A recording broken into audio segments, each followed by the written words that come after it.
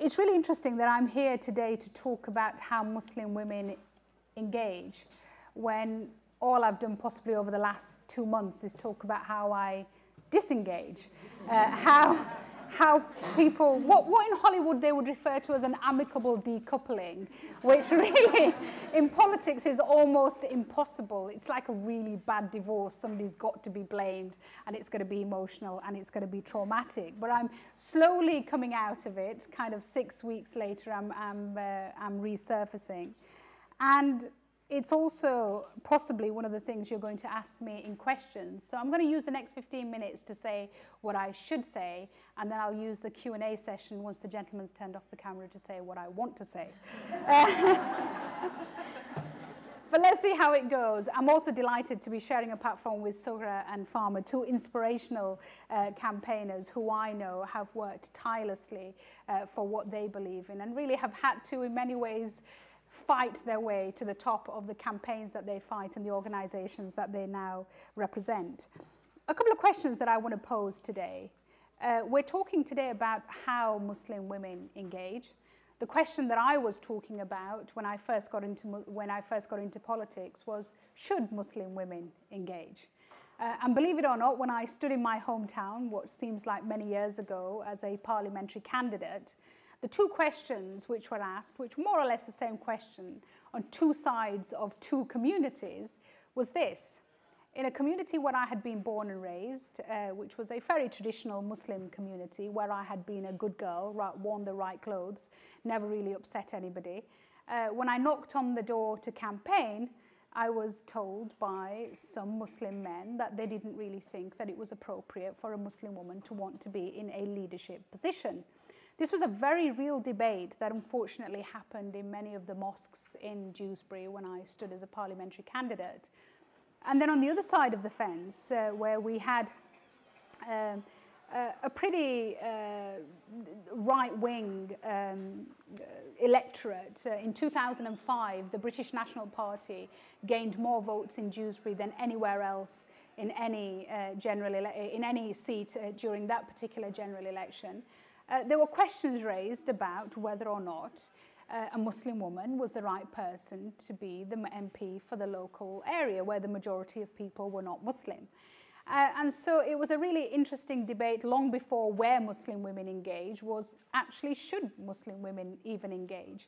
And during that campaign, one of the most disengaged group of people that I found were women, specifically Muslim women, many whom had never been canvassed before, who said that the normal question they got asked when somebody turned up at the door and knocked on their door and said during election time was, is your husband in?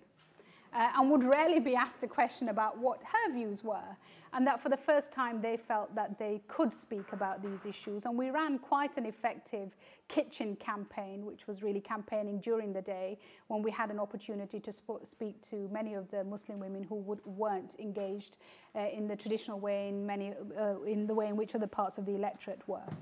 And then we go on to talk about how Muslim women engage and where they engage. And I'm sure that those are questions which will be discussed as today goes on.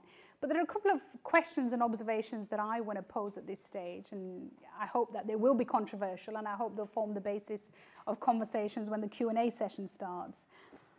I found that within the Muslim community, you're more likely to succeed the more Muslim you present yourself or you are perceived.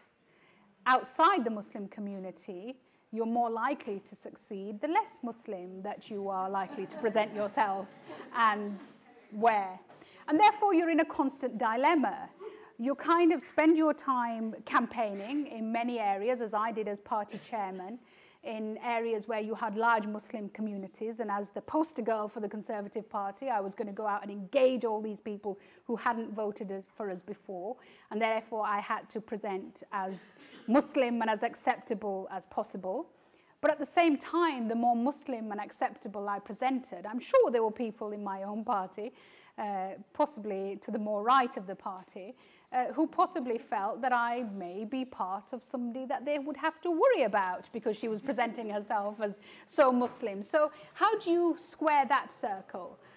Of course, the way that I dealt with it was with what I call good old Yorkshire common sense, which is I was going to be me, which probably meant I upset the people I was trying to impress in terms of getting them to vote for us, and upset bits of my own party as well. But I hope that the people that weren't upset by that position were the same people who understood the decision when I took it 6 weeks ago, going back to that statement, which I have constantly repeated to myself, which is that long after politics has come and gone, you need to be able to live with yourself. And I think one of the strong messages from me today certainly will be work out who you are rather than trying to work out who you need to be to impress the people to be successful, because success at the expense of losing yourself is not really success, because you've actually lost the very core of who you are. I suppose another thing I want to pose is that for me, certainly in the early days, Islam was used as a tool and as a basis for me not to be engaged. So there was a very real question about Muslim women's role within Islam, how that was defined, their role in leadership positions. I say Islam loosely. It was more a cultural interpretation of Islam as to what was acceptable and what was unacceptable. However, what I found was that although the traditional way, or maybe the Daily Mail Telegraph way to challenge that would have been to kind of say, I reject everything to do with Islam and I reject my religion and I'm going to walk away from it, I felt that some of the most powerful moments for me was when I embraced my religion in what I would see as its most spiritual sense, and used that as a basis of challenging those people who were using Islam as a tool to disengage me. If I can give you an example, on one of my very first visits overseas when we formed the new government in 2010, I went to Pakistan, I went to the Fatima Jinnah University, and I spoke there about women's rights and the role of women and education.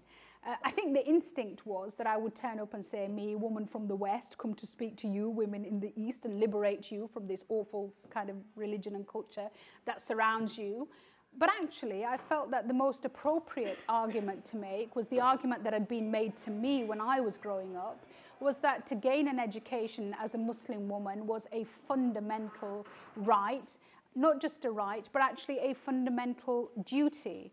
And the phrase that I used at that time was that let not today's, predominantly men, and I say that with all due regard to the men in this room, let not today's men interpret your faith in a way which denies you the rights that your faith gave you 1400 years ago.